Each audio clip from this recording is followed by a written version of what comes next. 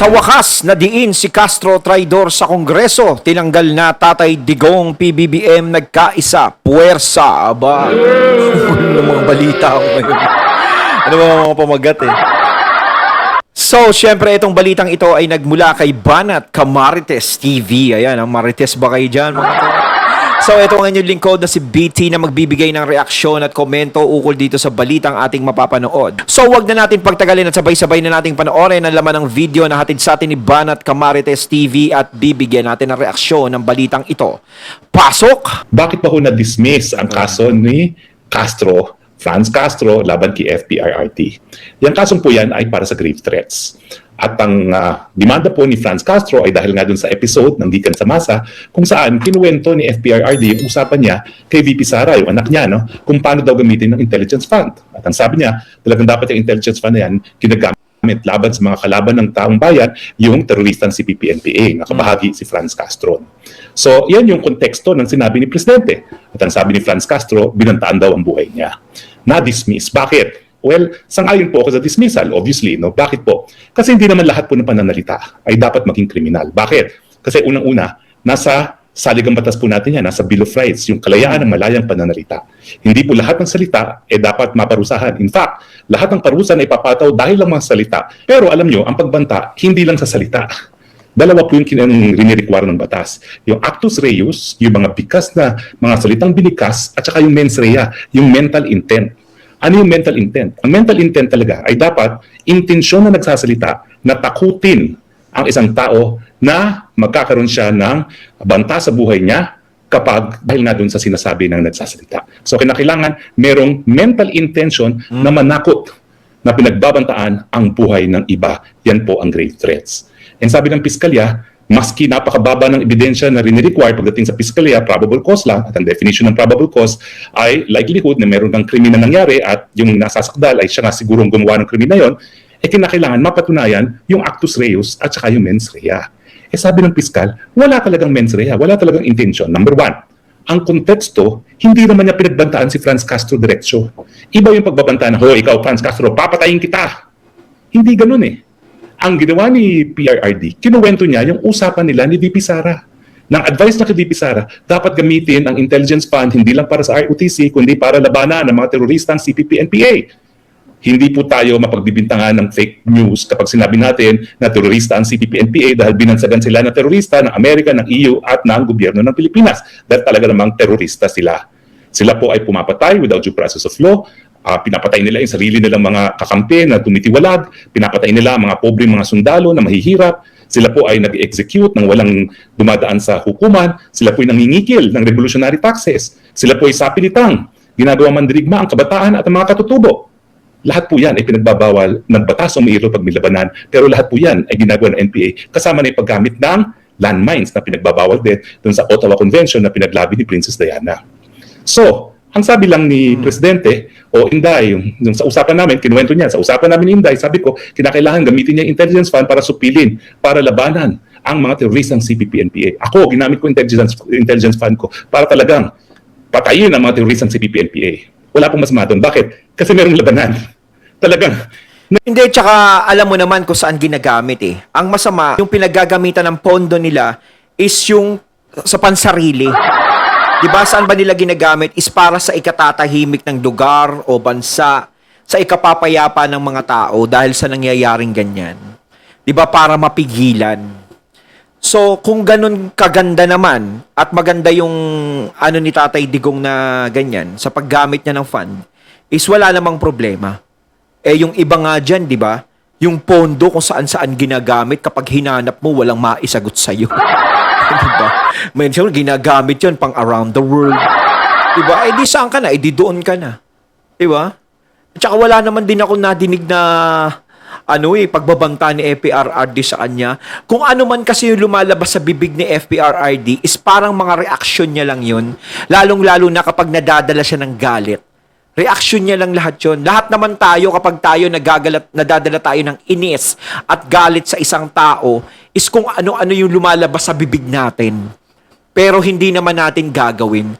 Dahil kung si FPRRD ay nagbanta man ng ng tungkol sa buhay ni Franz Castro. Bago makarating kay Franz Castro yung banta na yan, dapat nauna na dyan yung mga tao na tumitira kay FPRRD simula pa nun. Partida na yon, nasa posisyon pa bilang presidente si Tatay Digong at kayang-kaya niyang gawin yon. Pero bakit nandiyadyaan pa rin si Trillanes, si De Lima, si Robredo at iba pa na alam natin na matagal nang bumabatikos kay FPRRD at pinapayagan sila ni FPRRD na magsalita ng magsalita kahit masasama na. Nandiyadyaan na nga si Trillanes, gusto na nga siyang ipadampot sa ICC, di ba? Pero wala siyang ginagawa. Kaya para sa akin, yung iniisip ni Castro na ganyan is wala eh. Diba? Sana isipin niya muna. Hindi naman nangyari sa ganito. Parang ano lang to, talagang dumagdag lang siya sa gustong maging suliranin o isipin ni ng mga Duterte. No, pangpadagdag sakit ng ulo kumbaga. Nagpuputukan po sa panig ng gobyerno at sa panig ng CPP-NPA, di ba ho? Kaya nga gera yan eh. Alam naman magkalitian kayo pag gera. Pero ang konteksto, hindi directed kay Franz Castro yung banta. Kung hindi, wala nga banta. Sinabi lang ng presidente kung paano dapat gamitin ng intelligence fund. At yan naman po talaga ang gamit ng intelligence fund. Impormasyon para labanan ang mga kalaban ng gobyerno, gaya ng teroristang CPP-NPA. Pangalawa, ang sabi ng piskal, paano magkakaroon ng intensyon na manakot na babantaan ng buhay ni Franz Castro? Kung papanoorin mo yung buong gikan sa masa ng programa na yan, ang daming jokes ni Presidente. Tama ba yun na magbabanta ka sa buhay ng tao tapos joke ka ng joke? So parang sabi ng piskal, wala talaga yung mental intention na bantaan at bigyan ng banta ang buhay ni Franz Castro doon sa telecast niya sa gikan sa masa. Pero bagamat hindi binanggil ng piskal yan, syempre po, no, ang salita alone, kung walang clear and present danger na magre-resulta nga sa banta ng buhay ni Franz Castro, hindi dapat pinapatawan ng parusa. Dahil yan po ay garansyado ng ating saligang batas. Di gumanti rin siya. Pwede naman siya magsalita laban din kay Presidente Duterte. Huwag lang niya babantaan. In the same way na hindi naman nagbanta ang Presidente dahil kwento nga kung ano ang naging advice niya kay VP Sara. So tingin ko po, tamang desisyon. Bakit ba nagkakaroon ng preliminary investigation? Kasi kung isasampayan, miski wala namang sapat na ebidensya dahil ang elemento ng grave threats ay hindi naman napatunayan, masasayang lang ang panahon, ang resources ng gobyerno sa paglilitis ng kasong yan. At syempre, sa panig naman ng akusado, sayang din ang oras niya, sayang din ang pera niya sa pagdidepensa sa wala namang saysay na demanda. So, ang naging desisyon ng piskal ay tama. Walang saysay ang demanda mo, Franz Castro. Bokya. Bokya. Palpak ang iyong demanda. Gaya ng napakadami ng mga demandang sinasampa. Alam niyo kung bakit palagi nadidismissa ng kaliwa? Kasi sa kanilang isipan, basta file lang sila ng file, wala silang pakialam kung manalo matalo, kasi ang gusto lang nila, propaganda. Final lang kasong yan para magalit ang taong bayan laban kay dating Presidente Duterte. Binabantaan ako, kababae kong tao, kongresista ako, ayun, tumakbo sa mga kasama niya sa Kongreso, binantaan ako, pag binantaan ang buong Kongreso. Ito namang speaker, dahil nga galit na sa Duterte, dahil nagsalita si Presidente Duterte, sige nga, mag-accounting tayo, at maraming tinatagong Kongreso, ayun, pumanig kay Franz Castro. Unprecedented po yan. Ako, naging kongresista rin ako sa 17th Congress. Alam nyo, yung mga kaliwang yan, hindi tinatanggap sa mayorya, hindi tinatanggap sa minority. So meron silang independent block dahil sinusuka sila dito sa Kongreso, kung saan speaker, si Martin Romualdez, bidang-bidang mga kaliwa. Nagkaroon sila ng strategic alliance. O ano nangyari ngayon? Di ba winawakwakan sila ngayon ng kaliwa? Pagdating naman dito sa PI, sa pirma, yan. Yan ang inyong mga... Yung tipong buong akala nila na kamping-kampi sa kanila. Siyempre, pinabura nila yung mga makakaliwa no? Tapos nung pinatupad yung PI, kinokontra naman ngayon sila ng mga yan. Parang nagkakatraidura na tayo rito. Kumbaga pinaburan ko kayo tapos ganyan ang mangyayari. Kasi yung yan sila Castro, medyo magulo mga isip niya. Kumbaga humahanap lang ng pader na masasandalan. Diba? So, buong akala nila is yun ang magiging key, no? Susi para mapabagsak ang mga Duterte, na isipin ng mga tao na ganun kasama ang mga Duterte, na sinabi nga ni Harry Roque na, uy, masamang tao yan, kumapatol sa babae, ganto, ganyan.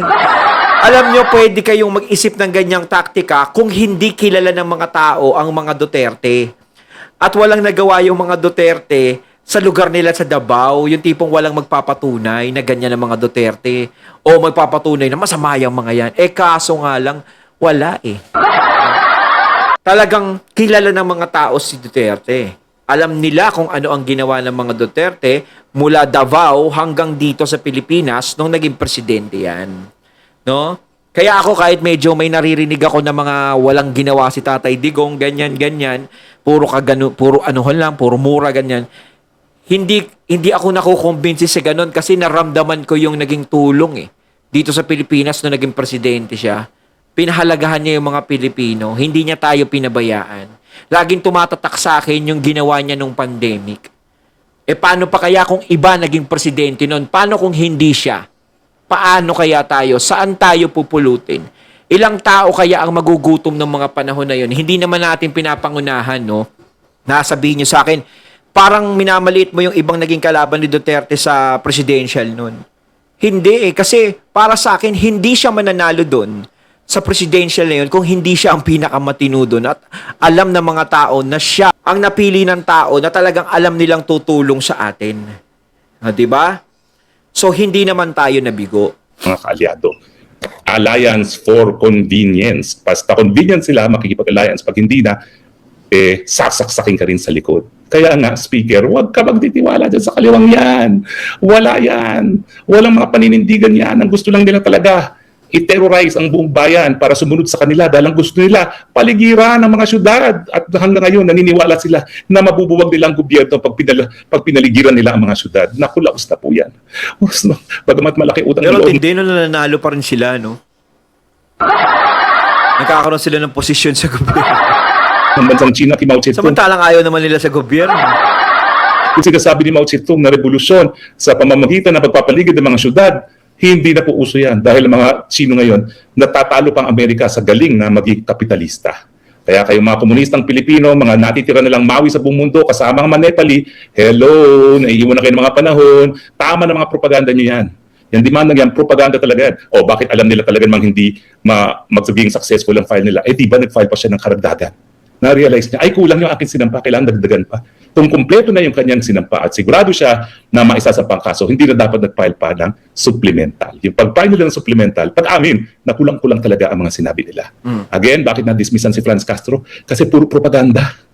Pagdating sa larangan ng batas, you need to go beyond propaganda. Dapat tignan mo yung mga elemento ng krimen at yung mga elemento, dapat pruebahan mo yan.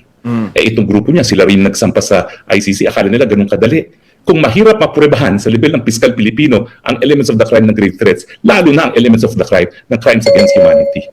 Can you imagine anong dapat ebidensya na ipresenta mo para mapakita mo na yung patayan ay widespread or systematic na tinatarget ang mga sibilyan dahil sila sibilyan? O kapag sinapag hindi na naman nasampayan o kapag na-dismiss ng pre-trial chamber o ng hukuman, sasabihin na naman, ako'y biktima ng injustice gaya ng iniiyak ngayon ni Franz Castro. Hello, biktima ka na sa Lagi siyang biktima no? Kasi you cannot go beyond propaganda. Alam nyo, kaya iniwan ko yung kabataan makabayan Sabi ko, bakit ba puro ibagsak? Ibagsak. Pag tinanong bakit, hindi sila makasagot. Basta, ibagsak. Yung tipong sigaw ka na sigaw, hindi mo alam kung ano yung pinaglalaban mo. Basta sinasabi siguro sa kanila, sumigaw lang kayo ng ibagsak, may tagli-500 kayo sa akin. Kulang sa pag-iisip. Puro sloganeering. Kaya akala nila yung sloganeering, yung propaganda, sapat na para maging basehan ng kaso laban kay FPRRD. Hindi nila kinikilala kayo. Mahirap hindi yun. Sapat ang propaganda. Hindi sapat ang sloganeering. Dapat ebidensya. Pero ang napatunayan natin, gumagana ang sistemang legal sa Pilipinas dahilan para dito dapat sa Pilipinas magsampa. Sampa pa kayo uli. Sampa pa more. At tignan natin kung mamimit ninyo ang onus of evidence. Ang nagsasampa po. Sabihin na hostisya sa atin, mga wala kayong kadaladala. Prueba na meron man lang probable cause. Ayon, natating natunghayan ng video na nagmula kay Banat Camarites TV at syempre natunghayan din natin si Attorney Harry Roque. Ayan na si Franz Castro. Ay, nako. Kailan ka ba titigil?